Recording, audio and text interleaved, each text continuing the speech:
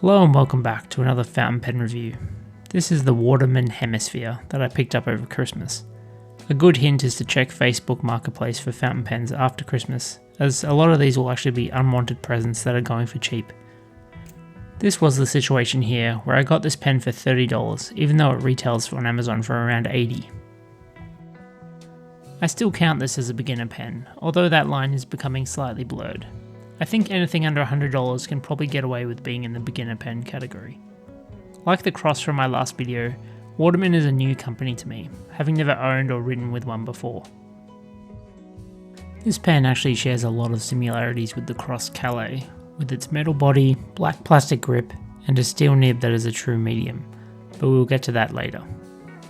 In the box we don't find a converter, so I have bought one for this pen, which was actually around $10 Australian, half the price of the Cross converter I recently purchased.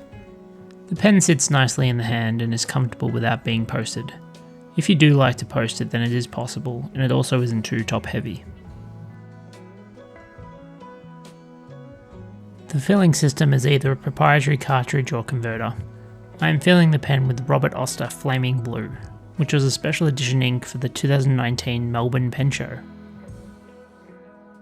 It's a twist converter no different to those found on pilots or Lamis. While I fill the pen and begin a writing sample, I thought I'd pull some of the description from Amazon. This is how Waterman themselves describe the pen. Point 4 is my favourite. Meticulously crafted in France to enhance your signature style, which sounds very impressive. Regardless of that, we do find a fairly stiff stainless steel nib. I have the medium here. This pen only comes in the options of fine or medium. Thankfully this is a proper medium, putting down a thick line of ink.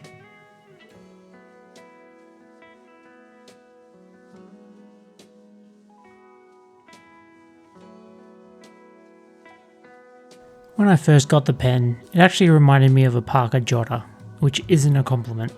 But thankfully when comparing side by side, the Waterman is superior in quality and much larger in size. The nib is small, but it has a nice design on it with the Waterman logo and Paris engraved underneath. The pen is also lighter than many all-metal pens I own. For me, I like the pen, but that is offset by the fact I got it for a lot cheaper.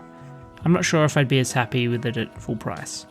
It does have a nice, wet, smooth nib, but otherwise I find the design a bit boring, especially my version in the all-silver trim. I actually prefer the Cross Calais which I recently reviewed here, which is roughly the same price. What are your thoughts on the Waterman Hemisphere? Is there another Waterman model I should check out? As always, thanks for watching, and goodbye.